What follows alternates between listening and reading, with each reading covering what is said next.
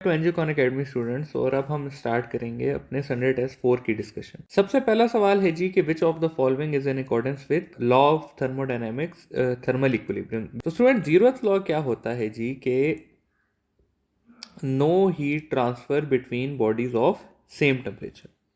ये यहाँ पर लिखा हुआ है कि no heat transfer between bodies of same temperature. तो क्या मैं इसको ऐसे नहीं लिख सकता कि heat will flow only from hot body to cold body, या heat can not flow from hot body to cold body? तो स्टूडेंट्स, इसका आप लोगों ने ख्याल रखना है कि ये सेकेंड लॉ ऑफ थर्मोडायनेमिक्स है। तो ये बहुत करीब करीब मिलती जुलती स्टेटमेंट्स हैं, लेकिन इसमें यह ख्याल रखना है कि जब भी सेम टेम्परेचर की बात हो रही होगी तो वो 0th लॉ होगा, और जब भी हॉट और कोल्ड और हॉट की बात हो रही होगी तो वो सेकेंड लॉ ऑफ थर्मोडायनेमिक्स होगा। ठीक है, ये आपकी क्लॉसियस की स्टेटमेंट है। सेकेंड लॉ में भी 2 स्टेटमेंट्स हैं, ये आपकी क्लॉसियस स्टेटमेंट है। नेक्स्ट सवाल की तरफ जाते हैं। Which property can separate transverse and longitudinal wave. तो स्टूडेंट्स, रिफ्लेक्शन, ट्रांसवर्स और लॉन्गिट्यूडनल को वेव कंपेयर करने के लिए ना आप ट्रांसवर्स के लिए लाइट की एग्जांपल ले लिया करें और लॉन्गिट्यूडनल के लिए साउंड की ले लिया करें, तो फिर आपको समझ आ जाएगा कि भाई क्या होता है। रिफ्लेक्शन ऑफ लाइट भी होती है और साउंड की भी होती है, रिफ्रैक्शन भी होती है, डायफ्रैक्शन भी होती है, लेकिन पोलराइजेशन जो है ना, वो एक ऐसी प्रॉपर्टी है जो कि ओनली लिमिटेड है टू लाइट, या basically transverse wave. Transverse waves polarise हो सकती हैं, लेकिन लॉन्गिट्यूडनल वेव्स पोलराइज नहीं हो सकती। पोलराइज होने का क्या मतलब है? पोलराइज होने का ये मतलब है स्टूडेंट्स कि अगर एक वेव ऐसे करके जा रही है और दूसरी वेव इस तरह करके आ रही है, इसके पैरेलल में, सॉरी परपेंडिकुलर में, थोड़ी बड़ी बना देता हूँ ताकि आप लोगों को समझ आ जाए, और मैं आगे इसके एक पोलराइजर रख देता हूँ। तो स्टूडेंट्स, ये पोलराइजर क्या करेगा कि इस ब्लू वाली वेव को रोक लेगा, नहीं जाने देगा, और जो आउटपुट आएगा हमारे पास वो सिर्फ क्या आएगा, इस तरह से आएगा। तो ये है पोलराइजेशन। ठीक है, तो polarisation is a property specific for transverse wave. Next सवाल है कि gas expand isobarically at 2 atm from this to this, calculate work done. तो स्टूडेंट्स, थर्मोडायनेमिक्स में वर्क डन हमारा इक्वल होता है P डेल्टा V के। अब यहाँ पर P हमें दिया हुआ है 2 और डेल्टा V हमें दिया हुआ है 6 माइनस 2, तो ये हो जाएगा 2 into 4 which is equal to 8 atm into litre. अब स्टूडेंट, हमें यह पता होना चाहिए कि atm लीटर जो है उसको जाउल में हम कैसे कन्वर्ट करते हैं। तो ये बात आप लोगों ने याद रखनी है कि 1 atm litre is equal to 100 joules. ठीक है, तो 8 atm लीटर हो जाएगा 800 जाउल्स, जो कि बनता है हमारा ऑप्शन नंबर सी। अच्छा जी, नेक्स्ट सवाल है कि मैंने sound enters from shallow water to deep water, its frequency and velocity. अच्छा जी स्टूडेंट, एक बात आप लोगों ने याद रखनी है कि जब भी मीडियम चेंज होगा, ठीक है, जब भी मीडियम चेंज होगा तो फ्रीक्वेंसी हमेशा सेम रहेगी, और v is equal to f lambda होता है। फ्रीक्वेंसी कांस्टेंट हो गई तो v is directly proportional to lambda हो जाए। अब लॉन्गिट्यूडनल वेव्स इस पे अलग बिहेव करती हैं और ट्रांसवर्स वेव्स इसमें अलग बिहेव करती हैं। अगर लॉन्गिट्यूडनल वेव रेयर से डेंसर में एंटर करेगी तो उसकी फ्रीक्वेंसी सेम रहेगी जैसा भी हमने पढ़ा, लेकिन उसकी वेलोसिटी भी इंक्रीज हो जाएगी और उसका लेमडा भी इंक्रीज हो जाएगा। इसके मुकाबले में अगर ट्रांसवर्स वेव रेयर से डेंसर में एंटर करती है तो उसकी भी फ्रीक्वेंसी सेम रहेगी, लेकिन उसकी वेलोसिटी भी डिक्रीज कर जाएगी और उसका लेमडा भी डिक्रीज कर जाएगा। तो यहाँ पे हमें बोला गया है sound is a longitudinal wave, तो वो शैलो वाटर से डीप वाटर जाती है। अच्छा, यहाँ पे एक और बात का भी ख्याल रखना है कि मीडियम चेंज हो या डेप्थ इंक्रीज हो, दोनों केसेस में यही सारा कुछ फॉलो होगा। ठीक है, अच्छा जी, तो यहाँ पर डेप्थ इंक्रीज हुई है तो इट्स फ्रीक्वेंसी, तो अभी हमने पढ़ा कि डेप्थ इंक्रीज हो तो फ्रीक्वेंसी क्या रहेगी, सेम रहेगी, तो रिमेन सेम, यानी कि ये या ए ऑप्शन है या बी ऑप्शन है। अब क्या है जी के एंड इट्स वेलोसिटी, तो लॉन्गिट्यूडनल वेव की वेलोसिटी क्या कर रही है, इंक्रीज। तो हमें ऐसा सेलेक्ट करना है कि जिसमें फ्रिक्वेंसी सेम हो और वेलोसिटी इंक्रीज कर रही हो। तो ये है हमारा ऑप्शन नंबर बी। नेक्स्ट सवाल है जी कि work done during the compression of a gas is negative because. देखिए स्टूडेंट, इसका ये आंसर है कि वर्क इक्वल होता है पी डेल्टा वी के। ठीक है, तो कंप्रेशन के दौरान प्रेशर तो ज़्यादा ही हो रहा होता है, तो इसकी कोई ना कोई पॉजिटिव वैल्यू होगी। लेकिन वॉल्यूम क्या होगी कि वॉल्यूम जो है वो डिक्रीज कर जाएगी। तो हमारे पास क्या होता है, फाइनल माइनस इनिशियल वॉल्यूम होती है डेल्टा वी। तो जब ये डिक्रीज कर जाएगा तो इसका मतलब है कि इसका आंसर नेगेटिव में आएगा, क्योंकि देखिए इनिशियल ज़्यादा होगा और फाइनल कम होगा।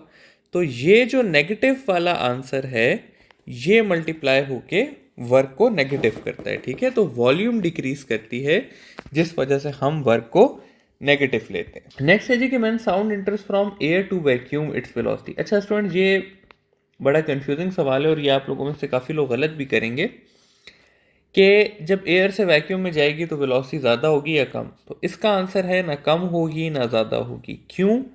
क्योंकि साउंड जो है वो एक मैकेनिकल वेव है। ठीक है, मैकेनिकल वेव्स क्या होती हैं, मैकेनिकल वेव्स को मीडियम चाहिए होता है ट्रैवल करने के लिए।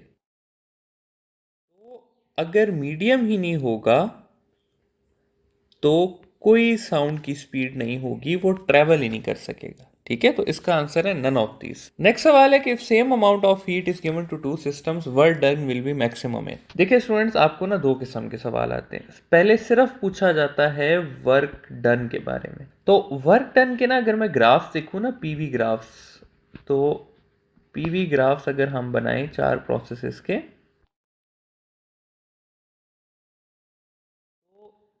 आइसोबैरिक हो गया, आइसोकोरिक हो गया, थर्मल हो गया और इडियाबैटिक हो गया। तो स्टूडेंट्स, आइसोबैरिक का ये ग्राफ आता है, आइसोकोरिक का ये आता है, आइसोथर्मल कैसे आता है और इडियाबैटिक का थोड़ा कम आता है। तो स्टूडेंट इस केस में ना एरिया अंडर ग्राफ जो है ना वो हमें वर्क बताता है। जैसे कि ये एरिया हो गया, ये एरिया हो गया, ये एरिया हो गया। तो एरिया के हिसाब से अगर हम देखें ना तो उसमें ये आता है कि आइसोबैरिक का वर्क डन सबसे ज़्यादा होगा, फिर आइसोथर्मल का होगा, फिर हमारे पास इडियाबैटिक का होगा और सबसे कम वर्क डन जो है वो आइसोकोरिक का होगा जो कि 0 होगा। लेकिन स्टूडेंट्स ये जो बात है ना ये है for same final pressure. Same final pressure achieve करने के लिए ये वाली बात ट्रू है। यहां पर हमें लिखा हुआ है कि same amount of heat is given. तो student same amount of heat अगर हम दें ना तो उसका आंसर है आइसोथर्मल प्रोसेस। अच्छा जी, नेक्स्ट सवाल है कि if wave source is change to a source that produces a wave of higher frequency then which of the properties must also change. देखिए स्टूडेंट, इस तरह होता है कि v is equal to f lambda होता है। ठीक है, और इसमें अगर मैं v को कांस्टेंट लूँ, लेट से हमने कहा है कि हमने वेव सोर्स चेंज किए लेकिन v कांस्टेंट है, तो f is inversely proportional to lambda. f और लैम्डा जो हैं वो हमेशा साथ साथ ही चलते हैं, यानी कि अगर आप f को इंक्रीज करेंगे तो लैम्डा को आपको डिक्रीज करना पड़ेगा। ठीक है, तो इस हिसाब से वेवलेंथ तो लाजमी चेंज होगा। अब एम्पलीट्यूड क्या होता है स्टूडेंट्स, देखें अगर मैं कहूँ ना कि ये मेरे पास एक वेव है और एक मेरे पास ये वेव है।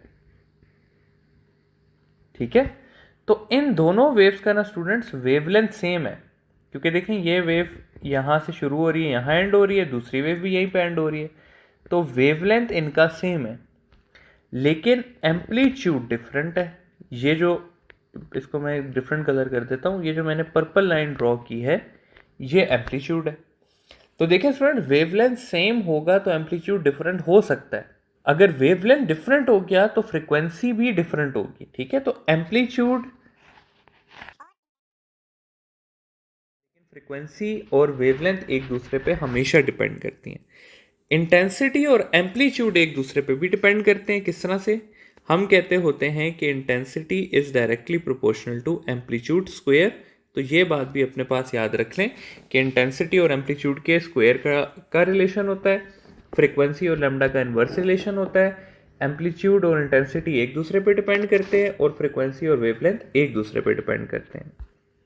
अच्छा जी, Cp is greater than Cv because, अच्छा देखिए मैं आइसोबैरिक और आइसोकोरिक को ना आपस में कंपेयर करता हूँ, आइसोबैरिक और आइसोकोरिक को आपस में कंपेयर करता हूँ। तो आइसोबैरिक के लिए जो हम फर्स्ट लॉ लिखते हैं वो होता है Q is equal to W plus delta U, जबकि आइसोकोरिक के लिए हम लिखते हैं Q is equal to delta U. अब अगर यहाँ पे मैं Q की वैल्यू डाल दूँ तो ये हो जाएगा M C P delta T W plus delta U, और यहाँ पर हो जाएगा M C V delta T is equal to delta U. अब Cp अगर मैं फाइंड करूं तो ये हो जाएगा W plus delta U divided by M delta T, जबकि ये हो जाएगा delta U divided by M delta T. अब स्टूडेंट्स अगर आप ना इनके डिनोमिनेटर्स को कंपेयर करें तो वो सेम है, एम डेल्टा टी, तो उससे फर्क नहीं पड़ेगा। लेकिन अगर न्यूमिनेटर में देखें तो Cp के केस में एक वर्क एडिशनल है, और इस वर्क की वजह से Cp जो है वो Cv से ज़्यादा होता है, तो heat is utilised in doing work, इस वजह से Cp Cv से ज़्यादा होता है। नेक्स्ट सवाल है जी, total phase from start of compression to end of rarefaction. देखिए स्टूडेंट, सबसे पहले हमें समझने की ज़रूरत है कि स्टार्ट ऑफ कंप्रेशन और एंड ऑफ रेयरफेक्शन यहाँ से लेकर यहाँ तक क्या है, वन वेव है। और वन वेव के बारे में आप लोगों ने याद रखना है कि अगर ये वन वेव है यहाँ से यहाँ तक, तो इस पॉइंट पे 0 डिग्री फेस होता है, इस पॉइंट पे 90 होता है या पाई/2 होता है, इस पॉइंट पे 180 होता है या पाई होता है, इस पॉइंट पे 270 डिग्री होता है या 3 पाई/2 होता है, और इस पॉइंट पे 360 डिग्री होता है या 2 पाई होता है।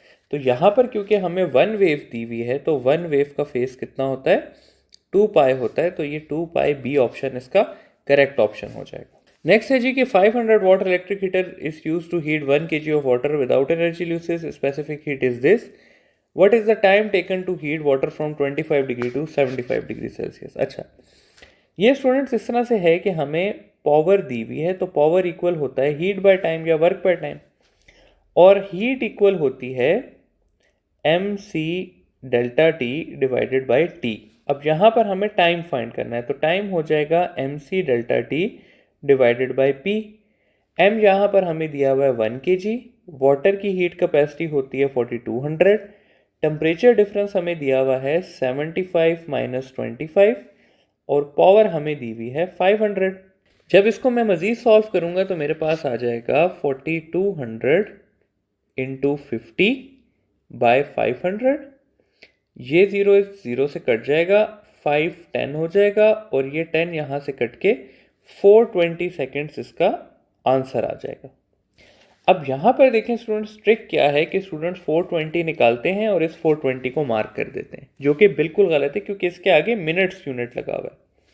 तो अगर हम इसे मिनट में कन्वर्ट करेंगे तो डिवाइडेड बाय 60 करेंगे, तो ये आ जाएगा हमारे पास 7 मिनट्स।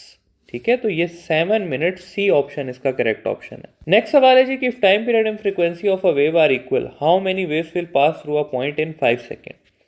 यहाँ पर जो स्टूडेंट्स टोटल ट्रिक है ना, वो ये है कि टाइम पीरियड और फ्रीक्वेंसी को इक्वल किया हुआ है, और टाइम पीरियड और फ्रीक्वेंसी सिर्फ और सिर्फ तब इक्वल हो सकते हैं जब दोनों 1 के इक्वल हो।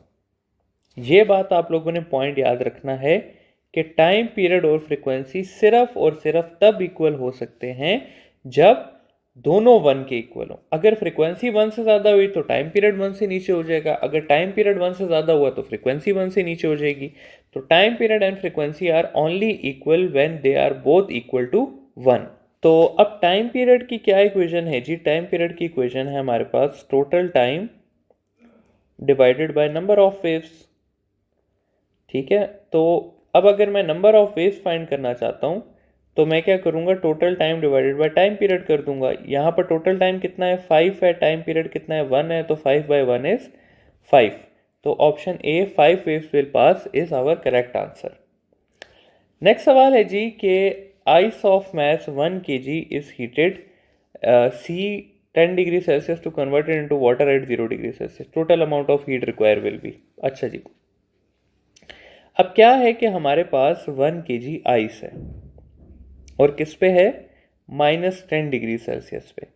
तो स्टूडेंट जब मैं इसे हीट करूंगा ना तो पहले ये कन्वर्ट होगी आइस इंटू 0 डिग्री सेल्सियस, और फिर मैं इसे मज़ीद हीट करूंगा तो ये कन्वर्ट होगी वाटर इनटू 0 डिग्री सेल्सियस. यहाँ पर क्योंकि टेम्परेचर चेंज हो रहा है, जो हम हीट देंगे वो होगी mc डेल्टा टी, और जहाँ पर जो है वो टेम्परेचर नहीं चेंज होता वहाँ पे जो हम हीट देते हैं वो होती है लेटेंट हीट. ठीक है, तो अब अगर इसको मैं देखूँ यहाँ पे, तो यहाँ पर टोटल हीट जो मैं दे रहा हूँ वो दे रहा हूँ mc delta T plus ml. अब यहाँ पर हमें दिया हुआ है कि 1 kg मास है तो इसको मैं 1 ले लेता हूँ. C जो है वो C ही है. टेम्परेचर डिफरेंस कितना हुआ है, 10 का हुआ है. मास 1 है और इन्होंने कहा हुआ है कि L जो है वो इसी तरह L है. तो ये बन जाएगा मेरे पास 10C plus L. 10C plus L हमारा ऑप्शन नंबर डी बनता है यहाँ पे. नेक्स्ट है जी, speed of sound will be maximum in. तो स्टूडेंट्स अब इसको कंपेयर करने के लिए हम स्पीड ऑफ साउंड का ये वाला रिलेशन लेके चलेंगे कि speed of sound is inversely proportional to molar mass का अंडर रूट. तो जिसका मोलर मास सबसे कम हुआ उसकी वेलोसिटी सबसे ज़्यादा होगी. कार्बन डाइऑक्साइड की बात करें तो कार्बन 12, ऑक्सीजन 32, तो ये हो गया हमारे पास 44. ये था 44, ये था 28, ऑक्सीजन होता है 32, और ये हो जाएगा मेरे पास 14 प्लस 16 30. तो इस हिसाब से नाइट्रोजन का मोलर मास सबसे कम है, जिस वजह से उसकी वेलोसिटी सबसे ज़्यादा होगी. तो ऑप्शन बी इसका करेक्ट ऑप्शन हो जाएगा. नेक्स्ट सवाल है जी हमारे पास कि if the molar heat capacity of a gas is 20 joule पर मोल kelvin, it's molar mass is 40 joule पर मोल, what is the specific heat. अच्छा जी, तो स्टूडेंट्स यहाँ पर अगर हम देखें तो मोलर स्पेसिफिक हीट इक्वल होती है, मोलर स्पेसिफिक हीट इक्वल होती है specific heat into molar mass. ठीक है, तो यहाँ पर हमसे स्पेसिफिक हीट का पूछा है तो स्पेसिफिक हीट हो जाएगी molar specific heat divided by mass. Molar specific heat यहाँ पर हमें दी हुई है 20 डिवाइडेड बाय 40. तो 20 by 40 will be 0.5 which is equal to option number A. Next सवाल है जी कि if first resonating frequency is heard at 15 centimetre in a close organ pipe, the third will be heard at. ठीक है, तो students एक तो ये है कि आपको इसका कॉन्सेप्ट भी मैं समझा देता हूँ और एक शॉर्टकट भी बता देता हूँ. रेजोनेटिंग फ्रीक्वेंसी का सिंपल सा फॉर्मूला है, आप लोग जो है ना ड्रॉ कर लें. ठीक है, ऑर्गन पाइप, ऑर्गन पाइप को आप ड्रॉ करके उसके अंदर काफ़ी सारी इस तरह से क्लोज ऑर्गन पाइप के अंदर वेव्स बना लें. अब स्टूडेंट बेसिकली रेजोनेटिंग फ्रीक्वेंसी कौन सी जगह है जहाँ पर ये एंटी नोड्स बनते हैं, ये रेजोनेटिंग फ्रीक्वेंसी का जगह है. अब पहली जो है ना वो यहाँ से हम काउंट करेंगे कि पहली बनी है 15 सेंटीमीटर पे, तो दूसरी यहाँ पे बनेगी. अगर ये डिस्टेंस 15 है तो यहाँ से यहाँ तक मज़ीद 15, यहाँ से यहाँ तक मज़ीद 15, फिर ये 15, फिर ये 15, ये इस तरह 15, फिर यहाँ पर 15. तो ये आपको बस सिर्फ पता होना चाहिए. अब देखें आपके सेकंड जो है वो फ्रीक्वेंसी कहाँ पर बन रही है, इस पॉइंट पे बन रही है, तो आप 15 गिन लें, 1 2 3, तो 15 इंटू 3 इज़ 45. तो सेकंड जो है वो 45 पे बन रही है. फिर थर्ड जो है वो यहाँ पे बन रही है, तो आप 15 गिन लें, 1 2 3 4 5, तो थर्ड कहाँ पे बन रही है, 15 into 5 which is equal to 75 centimetre, जो कि इस सवाल का आंसर भी है. ठीक है, या आप सिंपली इस तरह कर सकते हैं कि फॉर्मूला यूज़ कर लें कि 2n-1 into first resonating frequency. ठीक है, तो जैसे कि अभी आपको यहाँ पर बोला गया है कि आप थर्ड का फाइंड करें, तो आप क्या कर लें, 2 इंटू 3 -1 इंटू फर्स्ट जो है वो 15 पे सुनी गई है, तो ये हो जाएगा 5 इंटू 15 इक्वल टू 75 सेंटीमीटर, जो कि हमारा ऑप्शन नंबर सी बनता है। नेक्स्ट सवाल है जी कि bursting of tyre is an example of. तो स्टूडेंट याद रखें, एडियाबैटिक प्रोसेस जो है ना वो हमेशा रैपिड प्रोसेस होता है। तो जब भी कोई रैपिड प्रोसेस होगा, जैसे बस्टिंग ऑफ टायर हो गया, जैसे कि हमारे पास जाउल थॉमसन इफेक्ट हो गया, जैसे कि हमारे पास वो हो गया फॉर्मेशन ऑफ क्लाउड्स हो गया, तो ये सारी जो है ना ये हमारे पास एग्जांपल्स हैं एडियाबैटिक प्रोसेस की। तो bursting of tyre is an example of adiabatic expansion. Next है जी के correct formula for frequency of stationary wave in open organ pipe is. अच्छा, यहाँ पर हमसे स्टूडेंट्स ओपन ऑर्गन पाइप के बारे में पूछा गया है, ठीक है। तो अगर मैं बात करूँ स्ट्रिंग की, क्लोज्ड ऑर्गन पाइप की, सॉरी ओपन ऑर्गन पाइप की और क्लोज्ड ऑर्गन पाइप की, तो स्ट्रिंग में F1 इक्वल होता है NV/2L, और यहाँ पर जो V है स्ट्रिंग के केस में, क्योंकि स्ट्रिंग ट्रांसवर्स वेव है, तो वो मैं लिख सकता हूँ T इंटू L/M/2L, ठीक है। ओपन पाइप के केस में F1 इक्वल होता है NV/2L, लेकिन इधर मैं V को नहीं लिख सकता क्योंकि यहाँ पर स्ट्रिंग नहीं है, यहाँ पर हमारे पास साउंड है या लाइट है, और दोनों के लिए ये इक्वेशन वैलिड नहीं है। क्लोज पाइप में क्या होता है जी, 2n-1V/4L। तो ये है हमारे पास फ्रीक्वेंसीज की इक्वेशन। तो ये जो तीनों हैं ये ठीक हैं, लेकिन किसके लिए? स्ट्रिंग के लिए। हमें यहाँ पर क्या दिया हुआ है? Open pipe. तो इनमें से कोई इक्वेशन ओपन पाइप के लिए वैलिड नहीं है, तो नन ऑफ दीज इसका आंसर हो जाएगा। नेक्स्ट बात है जी सील्ड कंटेनर। स्टूडेंट थर्मोडायनेमिक में आपने याद रखना है कि जहां भी सील्ड या क्लोज कंटेनर लिखा होगा इसका मतलब होता है आइसोकोरिक। जहां पर भी लिखा होगा स्लो उसका मतलब होता है आइसोथर्मल। जहां पर भी लिखा होता है रैपिडली उसका मतलब होता है एडियाबैटिक, या अगर कहीं पे लिखा हो इंसुलेटेड तो उसका भी मतलब होता है एडियाबैटिक, ठीक है। तो ये कुछ बातें हैं जो आपको पता होनी चाहिए। अब सील कंटेनर का क्या मतलब है कि कंटेनर ना ऊपर जा सकता है ना नीचे आ सकता है। तो आइसोकोरिक के लिए अगर मैं फर्स्ट लॉ लिखूं तो वो होता है W plus delta U. W zero हो जाता है तो सिर्फ क्या बच जाता है? Delta U. अब क्या है कि is heated to raise in internal energy by 80 joule, work done by the system is, तो वर्क डन होता ही कितना है? जीरो। तो ऑप्शन डी जीरो हो जाएगा। नेक्स्ट सवाल है जी कि for two waves to interfere perfect destructive the phase difference must be dash while the path difference must be dash. तो स्टूडेंट्स परफेक्ट कंस्ट्रक्टिव इंटरफेरेंस को अगर मैं देखूं और परफेक्ट डिस्ट्रक्टिव इंटरफेरेंस को देखूं, तो स्टूडेंट्स परफेक्ट डिस्ट्रक्टिव और कंस्ट्रक्टिव के लिए शराइत क्या है? परफेक्ट कंस्ट्रक्टिव के लिए जो कंडीशन है वो ये है कि path difference must be N lambda, यानी कि 1 2 3 इस तरह करके, या phase difference must be 0 degree. जबकि डिस्ट्रक्टिव इंटरफेरेंस के लिए शर्त है कि पाथ डिफरेंस जो है वो n प्लस या माइनस हाफ लेमडा होगा, और फेस डिफरेंस जो है वो 180 डिग्री होगा, या जिसको मैं पाई भी बोलता हूँ। तो यहाँ पे हमें परफेक्ट डिस्ट्रक्टिव इंटरफेरेंस का बोला हुआ है, तो ये हो जाएगा 180 degree and n plus half lambda, जो कि हमारा ऑप्शन नंबर डी बनता है। नेक्स्ट है जी कि on PV diagram the maximum slope is of. देखिए स्टूडेंट्स, अगर मैं प्रेशर वॉल्यूम कर्व बनाऊं तो अगेन इसको मैं चार प्रोसेसेस बनाता हूं। ये हमारा बैरिक हो गया, आइसोबैरिक, ये कोरिक हो गया, ये हमारा आइसोथर्मल हो गया, और ये हमारा इडियाबैटिक हो गया, ठीक है।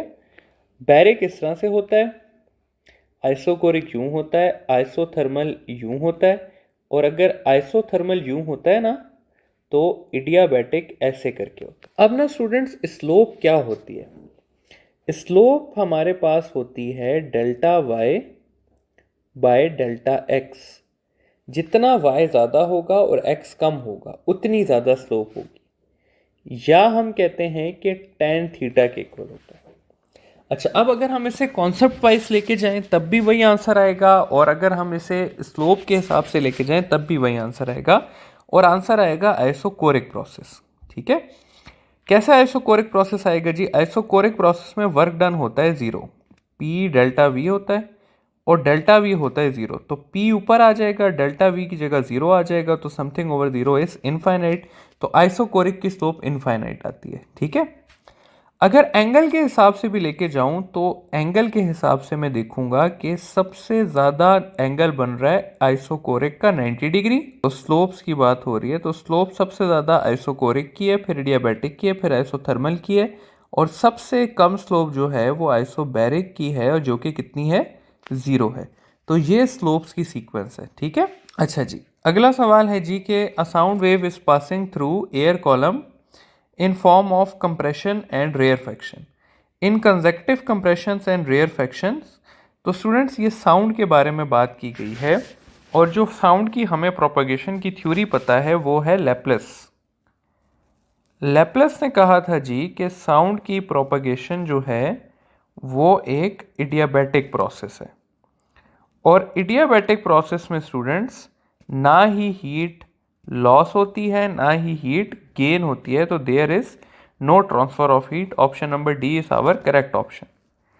नेक्स्ट सवाल है जी कि heat capacity for an isothermal processes. अच्छा, हीट कैपेसिटी की क्या डेफिनेशन है?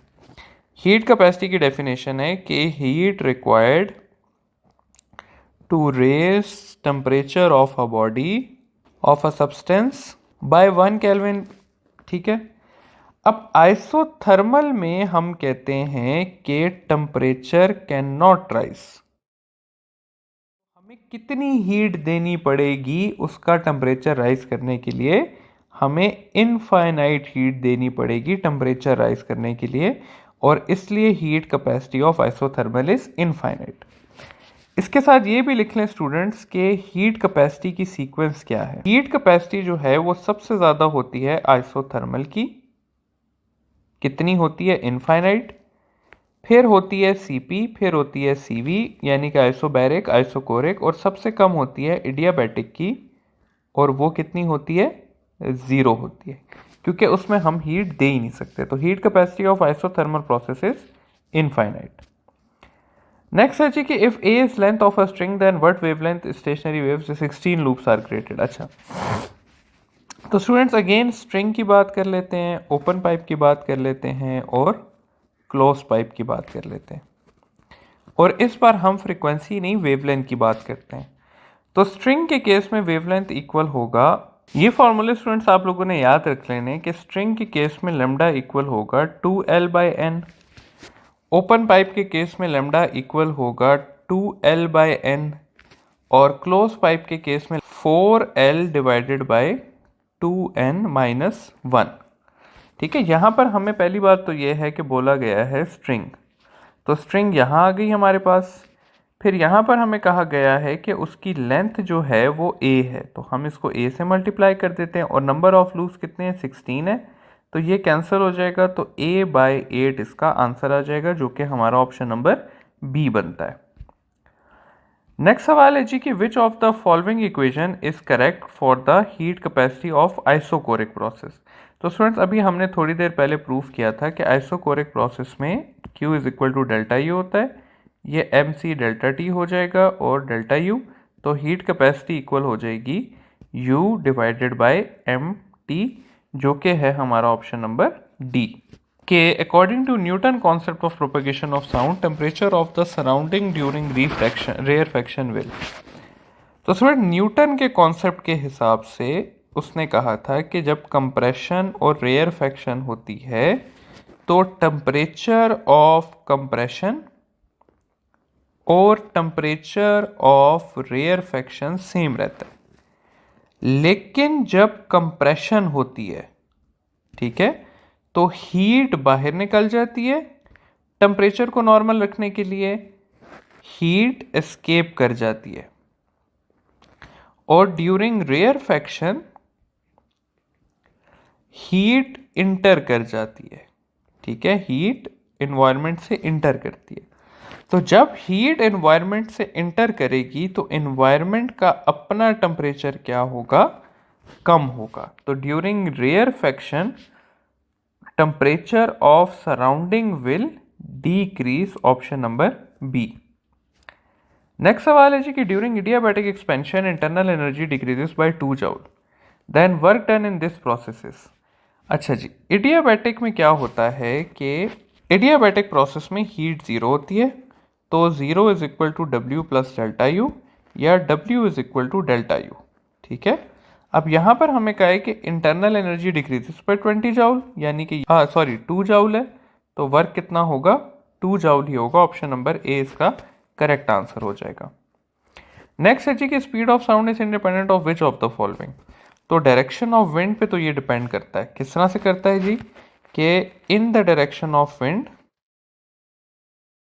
वेलोसिटी इंक्रीज करती है। टेम्परेचर ऑफ मीडियम पे करता है किस तरह से, v is directly proportional to under root T. Density पे भी करता है, v is inversely proportional to under root rho. और इक्वेशन के हिसाब से p पे भी करता है, क्योंकि इक्वेशन क्या है, इक्वेशन ये है हमारी कि v of sound is equal to gamma p by rho. ठीक है, लेकिन इसमें क्या आ जाती है स्टूडेंट्स बात, इसमें यह आ जाती है कि जब हम प्रेशर को इंक्रीज करते हैं तो वॉल्यूम डिक्रीज करती है, वॉल्यूम डिक्रीज करने से डेंसिटी इंक्रीज करती है। ठीक है, तो आपने जब प्रेशर बढ़ाया तो आपने डेंसिटी भी बढ़ा दी, जिस वजह से स्पीड ऑफ साउंड क्या रहा, सेम रहा। और इसीलिए हम कहते हैं कि V is independent of pressure. तो ये है जी pressure of medium, option number C. Next सवाल है जी कि first law of thermodynamics is based on. तो student first law of thermodynamics is a definition of law of conservation of energy, और ये लॉ कहता है कि heat and energies are interconvertible. Next question है जी velocity of sound and temperature of a medium in kelvin are related as. अच्छा जी, तो अभी मैंने आप लोगों को बताया कि V और T का डायरेक्ट का अंडर रूट का रिलेशन होता है, तो ये बी ऑप्शन जो है ये हमारा करेक्ट ऑप्शन हो जाएगा। इस इक्वेशन से ज़्यादा फायदेमंद इक्वेशन आप लोगों को स्टूडेंट्स ये रहेगी कि V final over V initial is equal to under root T final over T initial. और एक बात का ख्याल रखना है कि इस टेम्परेचर को आपने ऑलवेज इन केल्विन लेना है। ठीक है, अगर ये आपने सेंटीग्रेड में ले लिया तो आपका आंसर बिल्कुल गलत आएगा। नेक्स्ट क्वेश्चन है जी कि if Cp is 29 joule and Cv is 21 joule, what is R। अच्छा जी, अब Cp और Cv के ना स्टूडेंट्स दो रिलेशंस हैं। सबसे पहला ये है कि Cp is equal to Cv plus R, और दूसरा है कि Cp is equal to gamma Cv। ठीक है, इससे भी आपके सवाल आ सकते हैं, किस तरह के आपसे पूछा जा सकता है कि Cp ओवर Cv का रेशो क्या होगा।